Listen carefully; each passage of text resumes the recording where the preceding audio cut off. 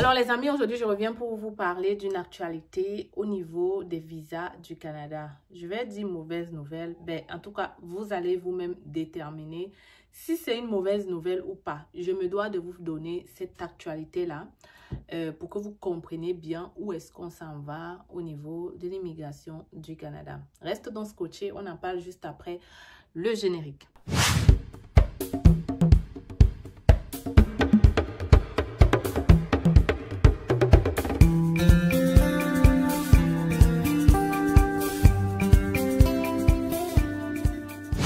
Alors les filles canadiennes, j'espère que vous allez bien, que vous portez à merveille. Je te fais cette vidéo mise à jour concernant l'immigration au Canada. Ils ont encore sorti cette nouvelle le 12 février 2025. Et je me dois de t'expliquer en réalité de quoi est-ce qu'il s'agit. Je ne perds pas le temps, je le fais rapidement. Mais avant de continuer, je me présente. Je suis Tel Difac, je vis au Québec depuis 10 ans. Grâce à mes vidéos, plusieurs personnes ont immigré au Canada. Donc, si toi aussi tu veux franchir le pas, réaliser ce rêve canadien, tu sais ce que tu as à faire. Tu t'abonnes, tu partages des vidéos. Tu n'oublies pas de liker celle-ci si tu auras aussi apprécié. À défaut de ça, je peux t'accompagner de plusieurs façons.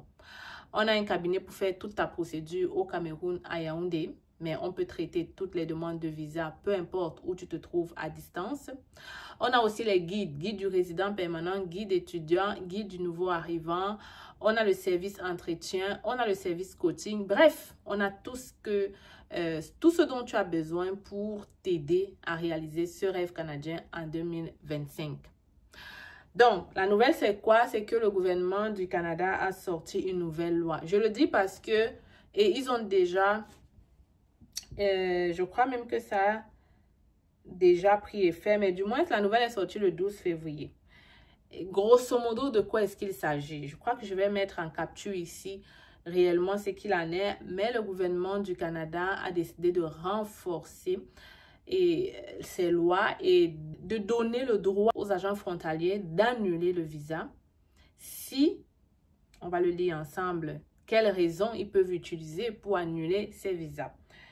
L'agent peut annuler l'autorisation de voyage électronique délivrée à un étranger si, selon le cas, l'étranger est interdit de territoire, l'étranger n'est plus habilité à détenir une autorisation de voyage électronique à l'application de l'article 12, l'agent est convaincu que l'autorisation de voyage a été délivrée à la suite d'une erreur administrative.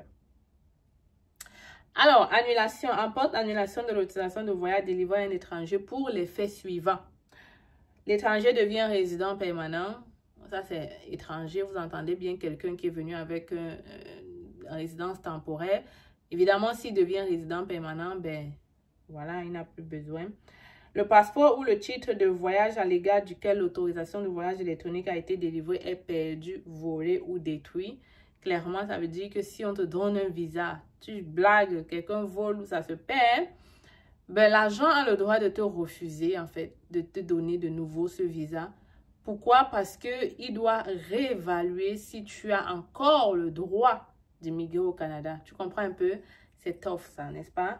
Je suppose qu'avant, c'était un peu moins strict. Quand tu avais le visa, ben, si tu annonces 2 jours après que c'est volé, ben, on estime que bon, on va juste te donner. Mais non, ce ne sera plus le cas. L'agent va déterminer s'il doit le faire ou pas. Ce sera à lui de décider et te dire clairement que c'est annulé. Tu dois refaire la procédure entièrement. Le passeport, ben, ça j'ai déjà lu, l'étranger est décédé. Voilà.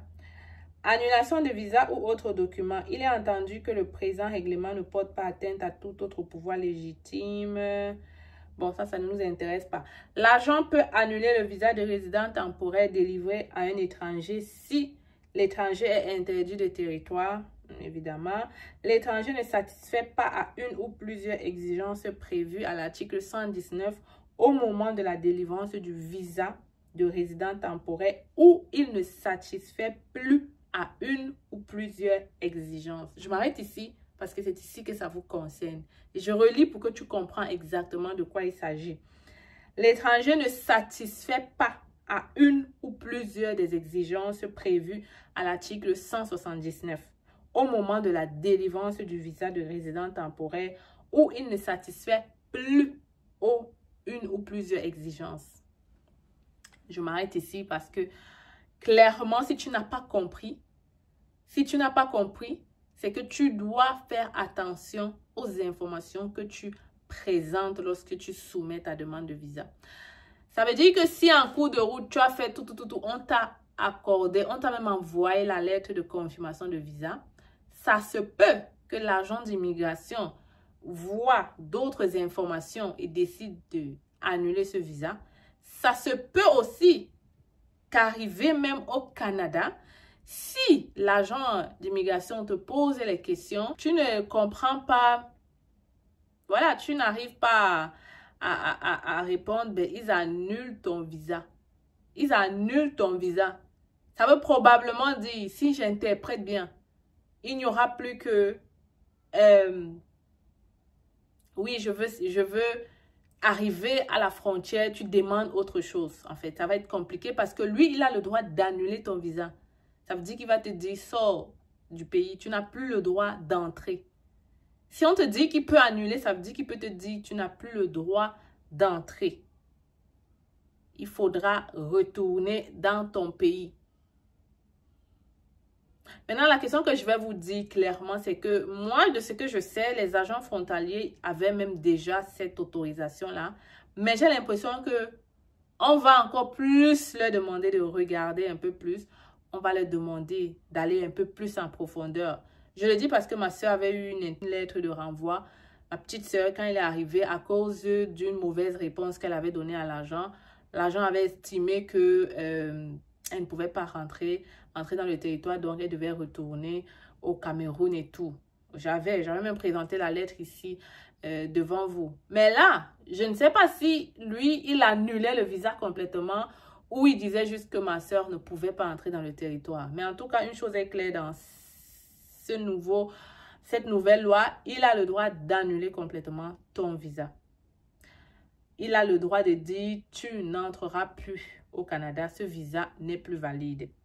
Donc, tu fais attention aux informations que tu mets quand tu soumets ton dossier. Tu dois absolument tout savoir, tout comprendre et être sûr de ce que tu mets. Parce qu'il y a un autre tiré qui dit que il peut l'annuler suite à des erreurs administratives. Ça veut dire que tu as soumis ton visa, tu avais rempli ton formulaire un peu vite.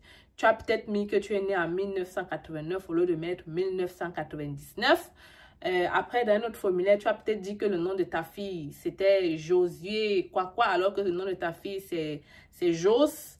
Bref, erreur administrative. Il a le droit d'évaluer à nouveau ce dossier et de te refuser à cause d'une petite erreur, à cause d'un passeport volé. Il a dorénavant le droit d'annuler ton visa. L'étranger se voit délivrer après la délivrance du visa de résident temporaire un permis de séjour temporaire au titre du paragraphe ou de la loi. L'agent a des motifs raisonnables de croire que l'étranger ne quittera pas le Canada à la fin de la période de séjour autorisée qui lui est capable. Bon, ça, on le savait déjà, hein. Quand tu n'es pas capable de prouver que tu vas retourner dans ton pays, bon, on le sait, le Canada ne te donne même pas le visa. Donc, ici, on est en train de te dire que même sur place, l'agent d'immigration peut évaluer ça et te refuser même le visa. Donc, les amis, pour conclure, comprenez juste que le Canada a sorti cette nouvelle loi. Dorénavant, l'agent d'immigration a plus de... L'agent, ok? Ils n'ont pas même trop spécifié, mais c'est l'agent frontalier. Bref, l'agent a plus de pouvoir d'annuler le visa ou pas, ok? Donc, moi, le conseil que je vais juste dire, c'est justement de prêter plus attention aux informations que tu mets lorsque tu soumets ton visa et bien te préparer à l'avance, de savoir que tu vas rencontrer un agent qui a un gros pouvoir sur ta vie au Canada. Donc, c'est très important de te préparer davantage, d'être certain de maîtriser ton dossier, de maîtriser ce qu'il y a à l'intérieur, de maîtriser les dates, de maîtriser tout pour ne pas faire des erreurs. Parce que c'est vrai que ça peut arriver que tu as eu ton diplôme le 2 juin, alors que peut-être c'était le 3 juin. Tu vois, c'est des petits trucs qui, franchement, sont souvent banals même. Mais il peut, voilà, ta tête peut même l'énerver. Il annule ce visa-là. Donc, il faut juste mettre toutes les chances de ton côté, bien te préparer à l'avance, être sûr de comprendre et de connaître ce qui a été dit en soumettant ton visa. Je le dis aussi parce qu'il y a une personne qui a eu ce problème-là. Elle a soumis Entrée Express. Tout était correct. On lui a envoyé la lettre d'invitation. Tout était correct. Elle a envoyé toute la documentation. Tout était correct. On lui a même demandé d'aller faire les empreintes digitaux. Tout était correct. On lui a même demandé d'aller faire les examens médicaux. Tout était correct. Et à la dernière minute, on a annulé sa demande à cause d'une information, d'une erreur administrative. Elle a tout perdu. Donc, elle a perdu son visa juste à cause d'une petite erreur administrative comme ça. Donc, comprenez donc que ça ne va plus blaguer au Canada. On ne va plus blaguer. Il faut donc faire attention. Si vous ne connaissez pas ce que vous êtes en train de faire, vaut mieux donner vos dossiers à des personnes expérimentées. OK? Voilà. Donc, le guide est là pour te montrer justement la voie. Le guide du résident permanent, le guide étudiant est là pour ceux qui n'ont pas assez d'argent de travailler avec le cabinet. Et si vous avez de l'argent, le cabinet est aussi là pour vous aider à faire tout cela. Si vous vous sentez capable aussi, il n'y a pas de souci. Les informations sur Internet, vous pouvez le faire de vous-même. À défaut de ça, je vous laisse ici les amis. On se retrouve dans une autre vidéo parce que les enfants sont déjà là. Tu n'es pas au courant de l'opération sans visa résidence permanente organisée par C'est Facile? Alors, si tu n'es pas au courant, laisse-moi t'expliquer. C'est facile, lance une promotion sur tous les visas de résidents permanents. Vraiment des prix imbattables, jamais vus dans notre cabinet. Tout ce que tu as à faire actuellement, c'est de nous contacter pour en savoir plus. Tu m'écris par email ou à travers ce numéro de téléphone. Les critères de sélection, vraiment, c'est le test de français, l'expérience de travail et si tu as déjà ton évaluation de diplôme. Mais si tu n'as pas tous ces documents, ne t'inquiète pas, on pourra toujours t'aider. Qu'à cela ne tienne, contacte-nous rapidement parce qu'en ce moment, c'est la fête, c'est facile. L'objectif est de permettre à plusieurs d'entre vous de réaliser le rêve canadien en 2025. Je suis avec vous. La fête est terminée, mais c'est facile. On continue, on y croit, on avance parce qu'on a envie de vous voir réaliser ce rêve.